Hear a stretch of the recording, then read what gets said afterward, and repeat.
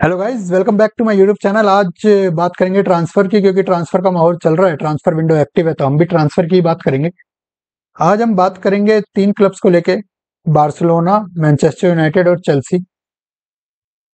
पहले बात करते हैं बार्सिलोना की। आपको पता होगा, ये खबर चली आ रही है कि निको विलियम्स, बार्सिलोना जो है वो निको विलियम्स को लाने की कोशिश कर रही है। जिस तरीके से उनका ये खबर यूरो के टाइम से, यानी ये स्टार्ट हो गई थी, जिस तरीके से उनका यूरो गया था, तो ये खबर स्टार्ट हो गई थी कि बार्सिलोना जो है वो निको विलियम्स को लाने की कोशिश कर रही है। बट अभी तक इस ट्रांसफर पे कुछ हुआ नहीं है, कोई डेवलपमेंट हुई नहीं है, बस ये खबर चलती आ रही है। बात ये है कि बार्सिलोना अभी तक इन्हें ला नहीं पाई है, कोई फाइनेंशियल रीजन की वजह से। बात ये है कि जो निको विलियम्स का जो करंट क्लब है एथलेटिको बिलबाओ, वहां पे उन्होंने नंबर 10 जर्सी एक्सेप्ट कर लिया आने वाले सीजन में खेलने के लिए। तो मार्केट में अब ये माहौल चल गया है कि निको विलियम्स शायद बार्सिलोना नहीं आना चाहते, क्योंकि ऑब्वियस रीजन है, क्योंकि इतने टाइम से चली आ रही है ये खबर, अभी तक कुछ इस पे डेवलपमेंट हुई नहीं है। तो निको विलियम्स भी के मन में भी शायद होगा कि मुझे बार्सिलोना लेना चाहती है कि नहीं चाहती, या बस ऐसे ही टरकाई जा रही है। तो देखना पड़ेगा ये बात। बात यह है कि बार्सिलोना ने ये सब देखते हुए किंग्सली कोमन को शॉर्टलिस्ट किया है लोन पे लाने के लिए। किंग्सली कोमन और निको विलियम्स एक तरीके के ही प्लेयर है, दोनों विंग पे खेलते हैं, ठीक है। और किंग्सली कोमन जो है वो हांसी फ्लिक, जो बार्सिलोना के मैनेजर है, उनके साथ पहले खेल चुके हैं। बायर्न में दोनों साथ में थे, जब उन्होंने हांसी फ्लिक ने सेक्सटुपल जीता था, तो बायर्न में दोनों साथ थे, जिस वजह से दोनों एक दूसरे को अच्छी तरीके से जानते हैं। किंग्सली कोमन को पता है कि हांसी फ्लिक क्या डिमांड करते हैं अपने प्लेयर से, किस तरीके की फिजिकलिटी डिमांड करते हैं, किस तरीके की मेंटेलिटी डिमांड करते हैं। तो ये सब किंग्सली कॉमन को पता है, और उनको उनके साथ काम करने में भी इजी रहेगा, क्योंकि वो पहले भी कर चुके हैं। हांसी फ्लिक को दूसरी तरफ से पता है कि किंग्सली कॉमन उन्हें क्या प्रोवाइड कर सकते हैं, किंग्सली कॉमन किस तरीके के प्लेयर है, क्या विंग पे क्या उन्हें प्रोवाइड कर सकते हैं वो। तो दोनों को काम करने में इजी रहेगा। अभी खाली लोन की बात हुई है, प्लेयर ने अप्रूव कर दिया है, गुड टू गो है प्लेयर के हिसाब से। अब बायर्न और बार्सिलोना को एग्रीमेंट पे आना है। अगर दोनों एग्रीमेंट पे आ जाते हैं, अभी रिपोर्ट यही है कि लोन मूव होगा, फिर ऑब्लिगेशन टू बाय हो जाएगा अगले साल। अगर दोनों दोनों एक तरीके एग्रीमेंट पे आ जाते हैं, तो मेरे हिसाब से ये ट्रांसफर हो जाना चाहिए। इतनी मुश्किल नहीं आनी चाहिए इसमें, क्योंकि प्लेयर को भी पता है कि मैनेजर कैसा है, मैनेजर को भी पता है प्लेयर कैसा है, तो कोऑर्डिनेशन बन जाएगा। बात करें मैनचेस्टर यूनाइटेड की, तो जब से न्यूज ग्रुप बोर्ड रूम में आया है, जब से सर जिम रैटक्लिफ आए हैं बोर्ड रूम में, तब से मैन यूनाइटेड ने कुछ अच्छे कदम उठाए हैं। ट्रांसफर को, स्ट्रेटेजी को लेके हो, या अपने स्पोर्टिंग डायरेक्टर को अपॉइंट करना हो, सबसे वो लेके आए थे। पहले इन्होंने अपॉइंट किया डैन एशवर्थ, जो कि इनके स्पोर्टिंग डायरेक्टर न्यूकासल से। अब इस ट्रांसफर की बात करें तो सबसे पहले लेके आए ये लेनी यूरो, उसके बाद लेके आए जर्जी, उसके बाद से दो प्लेयर लाए हैं ये, मथाइस डिलीट और मजराउई। दोनों बायर्न से आते हैं। मथाइस डिलीट आए हैं मैनचेस्टर यूनाइटेड में, मेडिकल वेडिकल सब हो चुका है इनका, पर अवेलेबल है ये खेलने के लिए, ट्रेनिंग के लिए। तो मथाइस डिलीट आए हैं 45 million plus 5 million add on में, और मजरावी को लेके आए हैं 15 million plus 5 million add on में।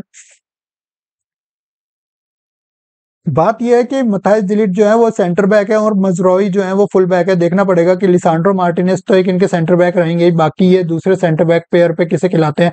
क्या वो हैरी मैग्वायर होंगे, मथाइस डिलीट होंगे, या जॉनी इवांस होंगे? मेरे को लगता है कि मथाइस डिलीट होंगे, क्योंकि जिस तरीके से इनका मेडिकल किया गया इतनी जल्दी जल्दी, और मैनचेस्टर यूनाइटेड ये चाहती थी कि मथाइस डिलीट और मजरावी जो है वो पहले मैच जो इनका फुलहम के अगेंस्ट है उसके लिए फिट हो, अवेलेबल हो।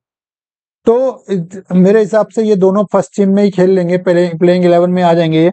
मजरावी जो है वो फुल बैक है। एरिन वैन विसाका जो इनके फुल बैक थे, वो वेस्ट हैम यूनाइटेड चले गए हैं 15 मिलियन में।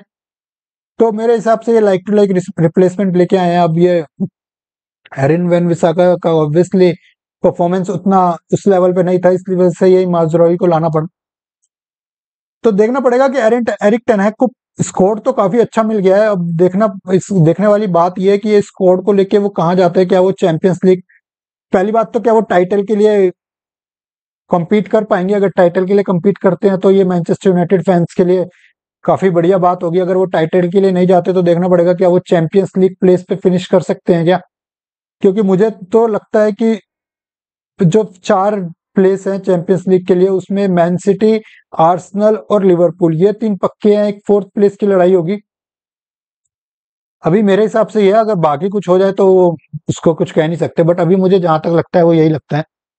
बात करें चेल्सी की, तो चेल्सी ने इस ट्रांसफर मार्केट में तबाही मचा रखी है। पहले तो पता नहीं वो कौन-कौन से प्लेयर साइन कर गए। अभी हाल ही में उन्होंने साइन किया पेड्रो नेटो, वुल्व्स से साइन किए, 54 मिलियन में साइन किए। पेड्रो नेटो को लेके आते हैं वो, फिर वो एक उनका जो चेल्सी के जो प्लेयर थे कॉनर गैलेगर, वो चले जाते हैं। उन्हें सेल कर देती है एथलेटिको मैड्रिड, और एथलेटिको मैड्रिड के एक प्लेयर है सैमू ओमनी डोरोन नाम है, अब मैं नाम शायद ढंग से नहीं लिख सकते हैं, सैमू लिखते हैं, सैमू है उनके हैं। तो ये स्वैप डील करते हैं। तो जो सैमू है वो, उनकी डील जो हो जाती है कोलैप्स मेडिकल में। कोई बताता है कि मेडिकल में फेल हो गए, और कोई बताता है कि बाद में इन्होंने चेल्सी ने अपने टर्म्स चेंज कर दिए, जिस वजह से वो डील जो है वो कोलैप्स हो गई है। अब जो सैमू जो है वो एथलेटिको मैड्रिड वापस जा चुके हैं अपनी डील में। बात यह है कि अब एथलेटिको मैड्रिड को या तो पैसे देने पड़ेंगे कॉनर गैलेगर के, या कोई एक प्लेयर देना पड़ेगा। तो चेल्सी जो है वो जाओ फिलिक्स, जो कि एथलेटिको मैड्रिड के ही प्लेयर है, उनको लाने की कोशिश कर रहे हैं। जाओ फिलिक्स आपको पता होगा, पहले ही चेल्सी में लोन पे आए थे 6 महीने के लिए। पहले ही मैच में उन्होंने रेड कार्ड ले लिया था, 3 मैच के लिए बैन हो गए थे वो last last two last season. तो अब चेल्सी दोबारा जाओ फिलिक्स को लाने की कोशिश कर रही है। मुझे समझ नहीं आ रहा चेल्सी की स्ट्रेटेजी क्या है, क्योंकि वो प्लेयर बस भरे जा रहे हैं। इस टाइम पे चेल्सी पे 45 प्लेयर है, क्योंकि वो शायद सेल नहीं कर पा रहे हैं, बट वो प्लेयर खरीदे ही जा रहे हैं। अब हो सकता है टोड बोली का कोई अलग ही बिजनेस स्ट्रेटेजी हो इसमें, but as a fan, as a बाहर से देखने के लिए हमें तो वो समझ नहीं आ रहा है। देखना पड़ेगा कि किस तरीके से चेल्सी इस टाइटल के लिए compete कर पाती है, इस सीजन में जा पाती है। अगर वो टाइटल के लिए compete करेंगे तो वेल एंड गुड है, बट अगर वो मेरे हिसाब से यूरोपा भी फिनिश करते हैं तो उनके लिए तो काफी अच्छा सीजन होगा, क्योंकि मैनेजर भी नया है और इतने सारे प्लेयर भर लिए हैं आपने, अभी कोई आउटगोइंग नहीं हुई है, सारी इनगोइंग हो गई है। देखना पड़ेगा कि वो जो इतने सारे प्लेयर हैं उनमें खेलेगा कौन, उनमें कोऑर्डिनेशन कैसा होता है। तो ये सारी चीजें देखने वाली होंगी। बाकी चेल्सी का जहां तक हो सकता है, मुझे लगता है यूरोपा तक ही फिनिश करेगी। वो चैंपियंस लीग प्लेस पे नहीं आ पाएगी, अगर आ जाती है तो बहुत अच्छा है, बट मुझे लगता है कि नहीं आ पाएगी। बाकी आज के लिए इतना ही रखते हैं। Thank you guys, thank you for watching. Please like it, share it and subscribe it. Thank you guys, see you tomorrow.